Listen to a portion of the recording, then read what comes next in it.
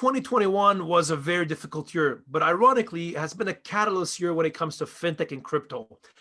What I want to share over the next couple of minutes is really some of my 2021 predictions on the future of money, my top predictions on crypto, and hopefully empower you with this information and then let you make your own decision on what you think the impact is going to be.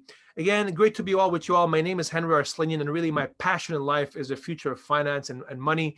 I do this in a couple of ways. One of them is at PwC, where I run our global crypto team, but also my academic life, where I'm an adjunct professor at the University of Hong Kong, and where I published numerous books, including my last one called The Future of Finance, and as well in various educational roles. For example, on my social media, where I have a lot of content that I share on LinkedIn, Twitter, and YouTube.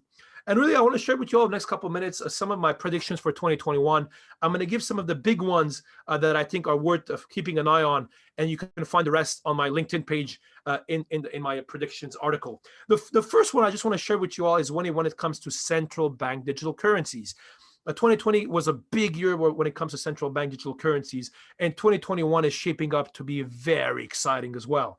For example, right now, according to the Bank for International Settlements, 80%, 80, are doing some kind of work on central bank digital currencies, and we should expect over the next couple of months many other G20 countries to announce some of their plans on what they're trying to do in the space. Here, the big country to watch, all eyes should be on China. China has, without any doubt, the leading country when it comes to the future of money with its recent digital renminbi push. I mean, just to put things in context, in the last phase of their pilot, they did over 2 billion renminbi in transactions. That's $300 million US dollars in over 4 million transactions and 12,000 use cases. So China is really is on the driving seat here when it comes to the future of money. Second thing I'm watching right now is really what's happening with traditional financial institutions entering the space. Again, in 2020, we saw a lot of financial institutions from the JP Morgans to the Standard Charters enter the space, and many others starting to write research pieces on Bitcoin and digital assets. Banks from Citibank to a Deutsche Bank, for example. We should really expect this to continue in 2021 and really see a lot of more financial institutions enter the space, but also launch new offerings, not only to enable their institutional clients like hedge funds and others to trade the asset class, but also for private banking services. You know, a number of wealthy clients are trying to get access to Bitcoin, and this could be a good opportunity for private banks. Another thing I expect to see a lot as well is a lot of increase in crypto mergers and acquisitions. Again, in 2020, even the first half of the year, we saw the total value of crypto M&A deals surpass that of 2019.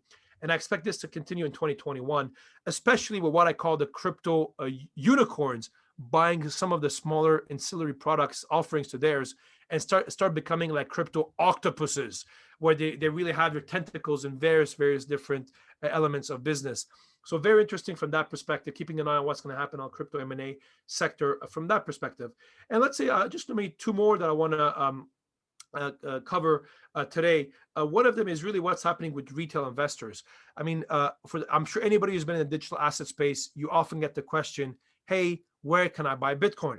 The reality has never been easier right now to do so. For example, in 2016, according to Cambridge University, there was only 5 million accounts at crypto exchanges. And last year, there was over 100 million of them. And this shows that it's becoming increasingly easy in many countries around the world for people to come in and go in via fiat to crypto exchanges and enter the crypto ecosystem. And I think the big area to watch here is what's going to happen with technology firms. I'm watching very closely what's going to happen with PayPal. PayPal that recently took away its waiting list for U.S. customers. About 200 million U.S. customers now are able to buy Bitcoin. According to Mizuho Investment Bank, already 20% of the customers have done so. And the next year, as they expand this internationally to their over 350 million clients, that's going to make not only easier for people to buy Bitcoin, but also to be able to use it on everyday transactions. So very, very interesting what's happening from that perspective.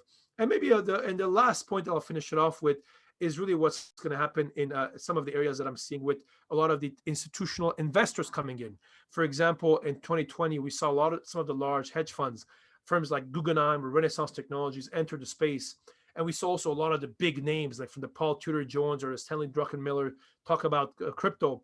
I think we should expect this to continue in 2021 for a couple of reasons. One of them is a lot of these now, there's a lot of instruments that are available allowing these firms to enter the space that were not available a couple of years ago. For example, cash settled Bitcoin futures on the CME, which is an exchange a lot of the traditional hedge funds are familiar with, or even products like Grayscale, US listed products that give exposure to Bitcoin. So I expect to see a lot of these happen. And second, there's also a lot of the regulated players now, regulated exchanges, regulated custodians, regulated brokers, which this simply did not exist 3 years ago when we had the last Bitcoin rally. So again, these are all factors combined to the macro factors, of the recent wave of quantitative easing and people looking at it kind of as a hedge against inflation. These are all elements that will drive interest from traditional hedge funds and institutional investors in the asset class. I'll stop it here. Again, if you want to get the full list of my top 10 crypto predictions for 2021, you can find it on my LinkedIn page under Henri Arslanian, Henri Arslanian, Arslanian. And I hope that this was useful to everybody, and see you guys soon over the next couple of months with a lot of new exciting stuff when it comes to the future of finance and the future of money.